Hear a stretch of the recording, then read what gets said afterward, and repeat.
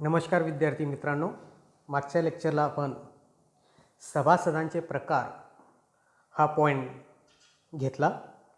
सभासदांचे एकूण 4 प्रकारांचा अभ्यास आपण मागच्या लेक्चरला करून घेतला आणि 5वा प्रकार जो मागच्या सिलेबसमध्ये होता त्याचा देखील आपण विचार केला.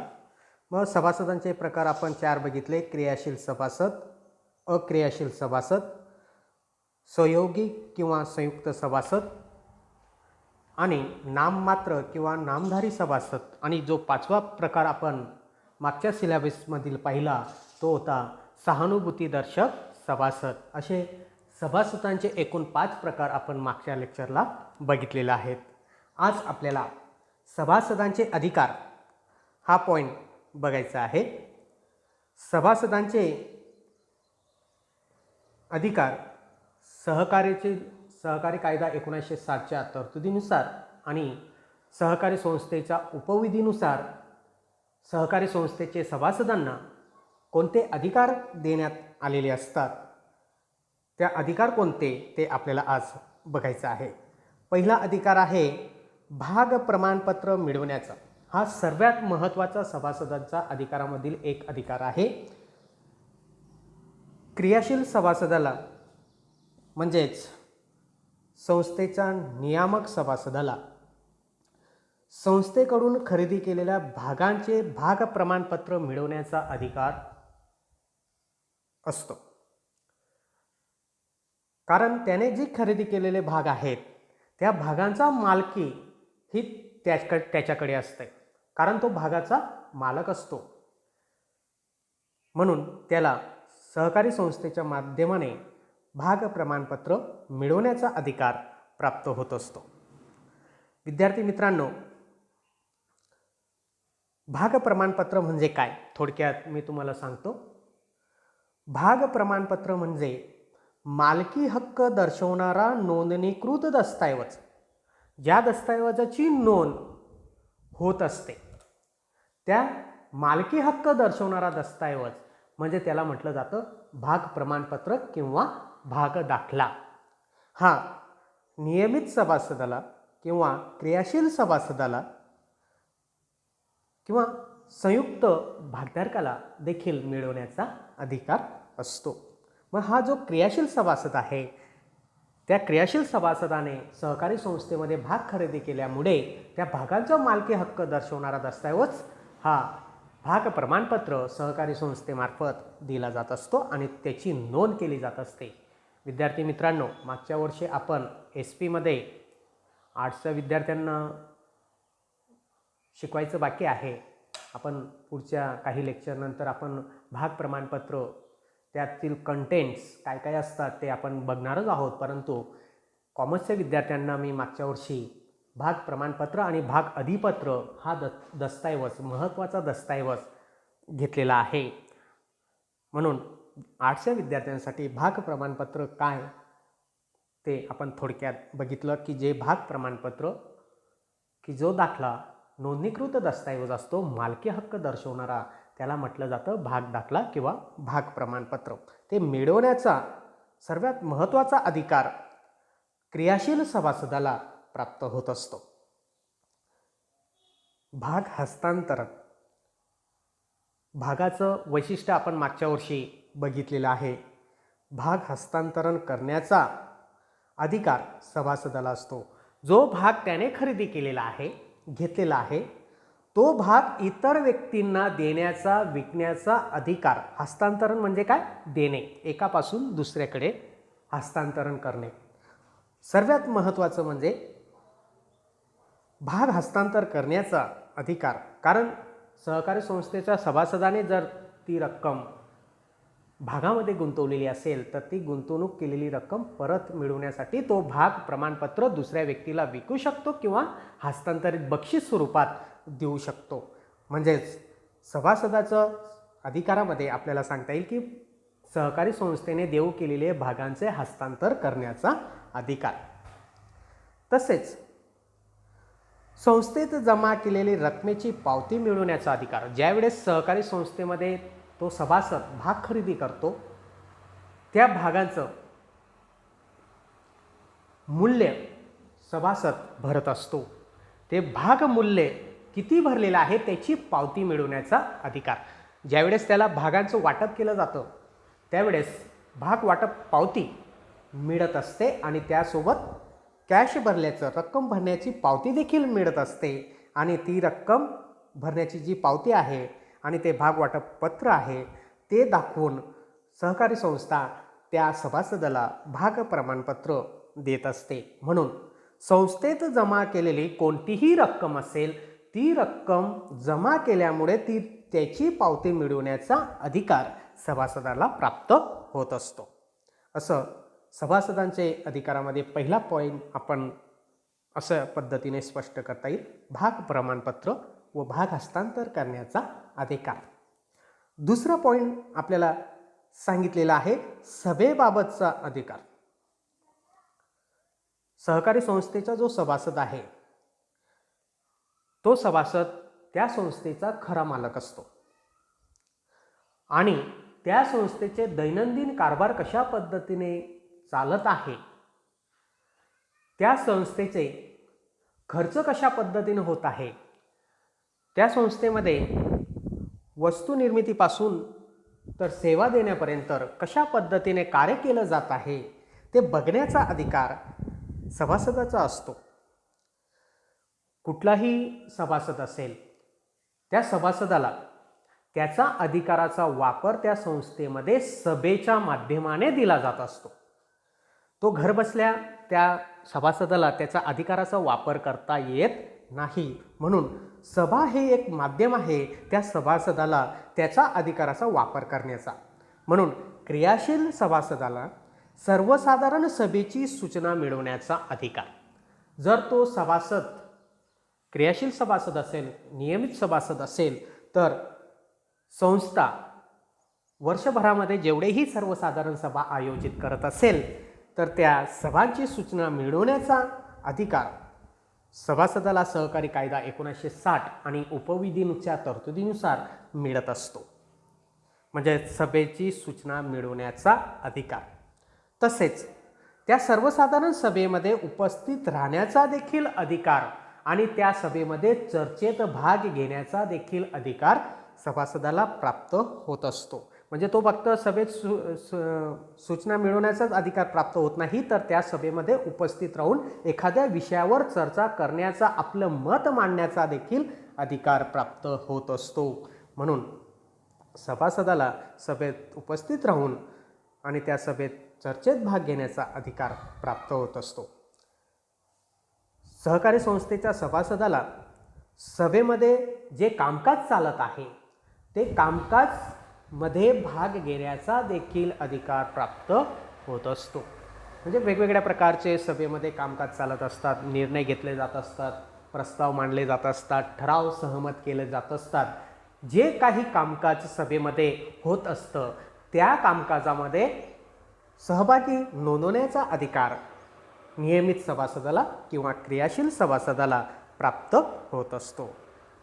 अशा पद्धतीचं आपल्याला दुसरा पॉईंट सभेबाबतचा अधिकार सभासदाचा आपल्याला सांगता येईल. विद्यार्थी मित्रांनो, तिसरा पॉईंट आपल्याला सांगता येईल व्यवस्थापन समितीबाबतचा अधिकार. सभासदाला व्यवस्थापन समितीबाबतचा देखील अधिकार उपविधीने किंवा सहकारी कायद्याने देण्यात आलेला आहे. मग कोणता अधिकार आहे तर व्यवस्थापन समितीवर आपले प्रतिनिधी निवडण्याचा अधिकार. सहकारी संस्थेचे दैनंदिन कारभार पाहण्यासाठी खऱ्या अर्थाने अधिकार देण्यात आलेला असतो तर तो म्हणजे सभासदांना. परंतु सहकारी संस्थेचे सभासदांची संख्या खूप असते, मोठ्या प्रमाणावर असते, त्या संख्येवर मर्यादा नसते. म्हणून असंख्य सभासद संस्थेचे योग्य निर्णय घेऊ शकत नाही, संस्थेचे दैनंदिन कारभार पाहू शकत नाही. म्हणून सहकारी संस्थेचे सभासद सहकारी कायदा 1960 व उपविधीनुसार आपल्या संस्थेचे दैनंदिन कारभार पाहण्यासाठी व्यवस्थापन समितीच्या किंवा प्रतिनिधी मंडळाची निवड करत असतात. ते निवडण्याचा अधिकार सभासदांना असतो, क्रियाशील सभासदांना किंवा नियामक सभासदांना. तसेच व्यवस्थापन समितीच्या निवडणुकीसाठी उमेदवार म्हणून उभे राहण्याचा देखील अधिकार. एखाद्या सभासदाला संस्थेचे दैनंदिन कारभार पाहण्यामध्ये इंटरेस्ट असेल, व्यवस्थापन समितीमध्ये निवडून येण्यास त्याला इच्छा असेल, तर तो त्या व्यवस्थापन समितीमध्ये निवडून येण्यासाठी उमेदवार म्हणून राहण्याचा अधिकार त्याला प्राप्त होत असतो आणि संस्थेचे दैनंदिन कारभार तो बघू शकतो. असं व्यवस्थापन समितीबाबतचा अधिकार त्याला मिळत असतात. म्हणजे आज आपण तिसरा पॉईंट देखील बघितला, व्यवस्थापन समितीबाबतचा अधिकार. विद्यार्थी मित्रांनो, कुठलाही पॉईंट शिकत असताना आता समजा आपण सभासदांचे अधिकार शिकत आहोत, तर आपण स्वतः एखाद्या सहकारी संस्थेचा सभासद आहे. त्यानुसार जर आपण त्या पॉईंटचा अभ्यास केला तर आपल्याला चांगल्या प्रकारे त्या पॉईंटचा अर्थ समजत असतो. म्हणून आपण एक स्वतः सभासद आहे आणि त्या सभासदाला कोणकोणते अधिकार सहकारी कायदा 1960 आणि त्या संस्थेच्या उपविधीतील नियमानुसार मिळत आहे ते आपल्याला चांगल्या पद्धतीने समज. चौथा पॉईंट, निबंधकाकडे अर्ज करण्याचा अधिकार. सहकारी संस्थेच्या सभासदाला निबंधकाकडे अर्ज करण्याचा अधिकार प्राप्त होत असतो. व्यवस्थापन समितीने एखाद्या वेळेस अधिमंडळाची वार्षिक सर्वसाधारण सभा जर बोलवली नाही वेळेच्या आत, त्यावेळेस सभासदाला निबंधकाकडे सभा आयोजित करण्यासाठीचा अर्ज करण्याचा अधिकार प्राप्त होत असतो. संस्थेचे दैनंदिन कारभार पाहण्यासाठी व्यवस्थापन समितीची निवड सभासदांनी करून दिलेली असते. त्यावेळेस ते व्यवस्थापन समिती आपल्या अधिकाराचा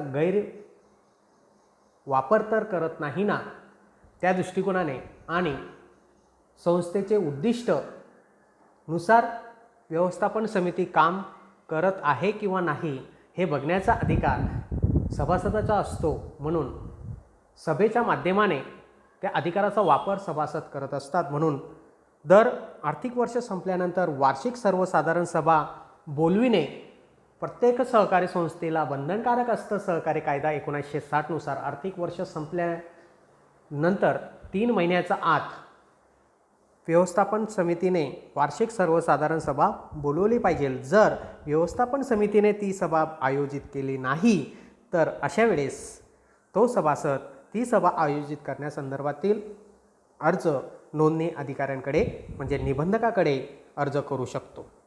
तसेच सहकारी संस्थेची चौकशी व्हावी यासाठी सुद्धा सभासदाला निबंधकाकडे अर्ज करण्याचा अधिकार प्राप्त होत असतो. संस्थेचे दैनंदिन कारभार पाहत असताना व्यवस्थापन समितीकडनं काही चुका होत असतील तर ते बघण्याचा अधिकार सभासदाचा असतो. त्याची चौकशी करण्याचा अधिकार सभासदाचा असतो आणि चौकशी केल्यानंतर जर व्यवस्थापन समितीने योग्य माहिती त्या सभासदाला दिली नाही संस्थेबद्दल तर त्यावेळेस तो सभासद निबंधकाकडे त्या सहकारी संस्थेची चौकशी होण्यासंदर्भातील अर्ज करण्याचा अधिकार सहकारी कायद्याच्या तरतुदीनुसार प्राप्त होत असतो. म्हणजे निबंधकाकडे अर्ज करण्याचा महत्त्वाचा अधिकार त्या सभासदाला प्राप्त होत असतो. आता आपण 5वा पॉईंट बघू, लाभांश वस्तू व सेवा मिळवण्याचा अधिकार. सहकारी संस्थेने सभासदाला देऊ केलेल्या वस्तू व सेवा मिळवण्याचा अधिकार प्राप्त होत असतो. एखादी सहकारी संस्था म्हणजेच विपणन सहकारी संस्था असेल, त्या विपणन सहकारी संस्थेमध्ये वस्तूचा पुरवठा करण्यापासून तर वस्तू खरेदी करण्यापर्यंत अशा पद्धतीचे व्यवहार होत असतात. एखादी बँक असेल, पतपुरवठा करणारी संस्था असेल, ती कर्ज भांडवलाचा पुरवठा करत असेल, कर्ज देत असतील सभासदांना, तर ते कर्ज मिळवण्याचा अधिकार. एखादी संस्था सेवा देत असेल, म्हणजे उदाहरणार्थ शेतकऱ्यांना अवजारे पुरवण्याचं काम करत असेल, बी बियाणे पुरवण्याचं काम करत असेल, अशा सेवा मिळवण्याचा अधिकार त्या सहकारी संस्थेने दिलेल्या सेवा मिळवण्याचा अधिकार त्या सभासदाला प्राप्त होत असतो. व्यवस्थापन समितीने जाहीर केलेला लाभांश मिळवण्याचा सर्वात महत्त्वाचा अधिकार सभासदाला आपल्याला सांगता येईल. सहकारी संस्थेने वर्षभरामध्ये जो व्यवसाय केलेला आहे त्या सहकारी संस्थेला नफा झाल्यानंतर तो नफा लाभांशाच्या स्वरूपात सभासदांना देण्यात येत असतो आणि त्या सभासदाला तो लाभांश कोणत्या दराने मिळायला पाहिजे तो दर ठरवण्याचा अधिकार सहकारी कायद्याच्या तरतुदीनुसार व्यवस्थापन समितीला देण्यात आलेला आहे. तो लाभांश मिळवण्याचा अधिकार सभासदाला प्राप्त होत असतो. व्यवस्थापन समिती तो लाभांशाचा दराची शिफारस करतात आणि तो दर सर्वसाधारण सभा म्हणजे वार्षिक सर्वसाधारण सभेमध्ये ते सभासद मंजुरी त्या दराला देत असतात आणि तो जो लाभांश व्यवस्थापन समितीने जाहीर केलेला आहे तो मिळवण्याचा अधिकार सभासदाला प्राप्त होत असतो. म्हणजे सभासदाला लाभांश वस्तू व सेवा मिळवण्याचा अधिकार आपल्याला सांगता येईल. पुढचा पॉईंट, वारसाबाबतचा अधिकार. सहकारी संस्थेचे भाग खरेदी करत असताना त्याचं नाव सभासद नोंदणी पुस्तिकेमध्ये नोंदविले जात असते. त्यासोबत त्या नोंदणी पुस्तकामध्ये सभासदाचे वारस कोण आहेत त्या वारसाची नोंदणी करण्याचा देखील अधिकार प्राप्त होत असतो. त्या सभासद नोंदणी पुस्तिकेमध्ये वारसदाराचं नाव देखील नोंद होत असतो. मग अशा वेळेस सभासदाला आपला वारसदार नोंदवण्याचा अधिकार प्राप्त होतो. एखाद्या वेळेस एखादा वारसाची नोंद झाल्यानंतर त्या सभासदाला असं वाटलं की आपण आपला वारसदार बदल करू, त्यावेळेस त्या वारसदाराच्या नावात बदल करण्याचा देखील अधिकार त्या संस्थेमधील कायद्याच्या तरतुदीनुसार उपविधीनुसार त्या सभासदाला प्राप्त होत असतो. म्हणजे वारसबाबतचा अधिकार की जो सभासदाला आपला वारस नोंदण्याचा किंवा त्या वारसदाराचं नावात बदल करण्याचा अधिकार सभासदाला प्राप्त होत असतो. शेवटचा पॉईंट आपल्याला सांगता येईल सभासदाचे अधिकारामध्ये इतर अधिकार. वरील आपण जेवढेही अधिकार पाहिले त्यासोबत इतर अधिकार देखील सहकारी कायद्याच्या तरतुदीनुसार आणि उपविधीनुसार त्या सभासदाला प्राप्त होत असतात. ते म्हणजे सहकारी संस्थेचे हिशोब पुस्तके पाहण्याचा अधिकार. पुढच्या प्रकरणांमध्ये आपल्याला सहकारी संस्थेचे हिशोब पुस्तके कोणकोणते तर ताळेबंद असेल, नफा तोटा पत्रक असेल, तेरीज पत्रक असेल, अशा वेगवेगळ्या प्रकारचे जे हिशोब पुस्तके आहेत ते हिशोब पुस्तके पाहण्याचा अधिकार आणि त्या हिशोब पुस्तकामध्ये नोंदणी झालेल्या एंट्रींवर नोंदींवर प्रश्न विचारण्याचा अधिकार, जाब विचारण्याचा अधिकार सभासदाला प्राप्त होत असतो. तसेच वेगवेगळे प्रपत्रके देखील सहकारी संस्था तयार करत असते. ते प्रपत्रके देखील पाहण्याचा अधिकार सहकारी संस्थेचा सभासदाला प्राप्त होत असतो. म्हणजे माहिती पत्रक असेल ते पत्रक बघण्याचा अधिकार त्याला प्राप्त होत असतो. तसेच सहकारी संस्थेमध्ये अनेक अशा महत्त्वाच्या नोंदवह्या असतात. त्या नोंदवह्या पाहण्याचा देखील अधिकार आपल्याला सांगता येईल. वरच्या पॉईंटमध्ये आपण शिकत असताना सभासद नोंदणी पुस्तिका ही एक महत्त्वाची नोंदणी पुस्तिका आपण बघितली.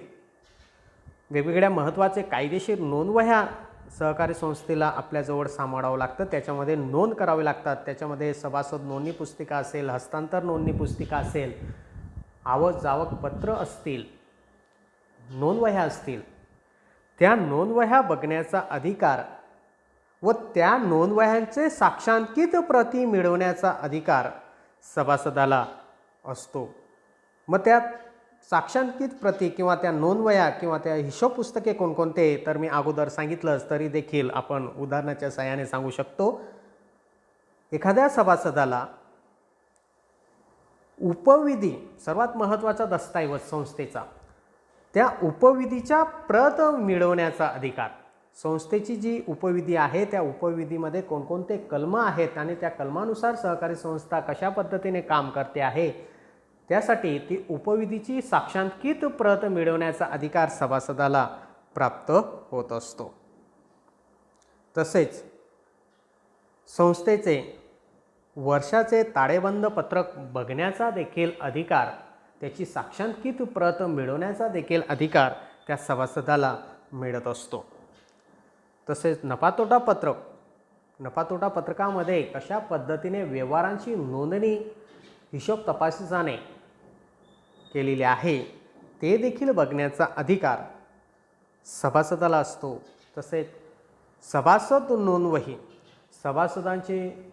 सभासद किती, सहकारी संस्थेचे सभासद किती, कोणत्या सभासदाने किती भाग खरेदी केलेला आहे, कोणत्या प्रकारचा भाग खरेदी केलेला आहे ते बघण्याचा अधिकार सभासदाला असतो. म्हणजे सभासद नोंदवही बघण्याचा किंवा त्याची साक्षांकित प्रत मिळवण्याचा अधिकार त्याला प्राप्त होत असतो. तसेच महत्त्वाचा दस्तऐवज म्हणजे इतिवृत्त पुस्तक, त्याची साक्षांकित प्रत मिळवण्याचा अधिकार.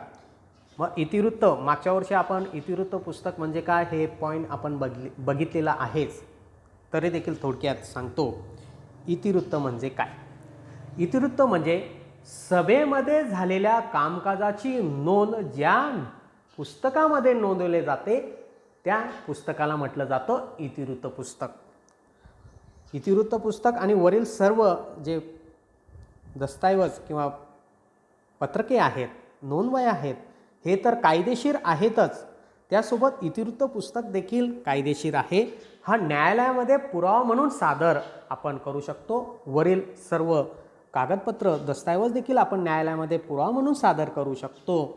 इतिवृत्त पुस्तक देखील आपण पुरावा म्हणून सादर करू शकतो. म्हणून इतिवृत्त पुस्तक सभेमध्ये सभासदांनी किंवा संचालक मंडळाच्या सभेमध्ये कोणकोणते कामकाज चाललं, ते कायदेशीर आहेत किंवा नाही त्याची नोंद त्या इतिवृत्त पुस्तकामध्ये त्या सभेमध्ये झालेल्या कामकाजाची नोंद केली जाते. म्हणून ते इतिवृत्त बघण्याचा अधिकार सभासदाला प्राप्त होत असतो. असे इतर अधिकार आपल्याला सभासदांच्या अधिकारामध्ये सांगता येईल.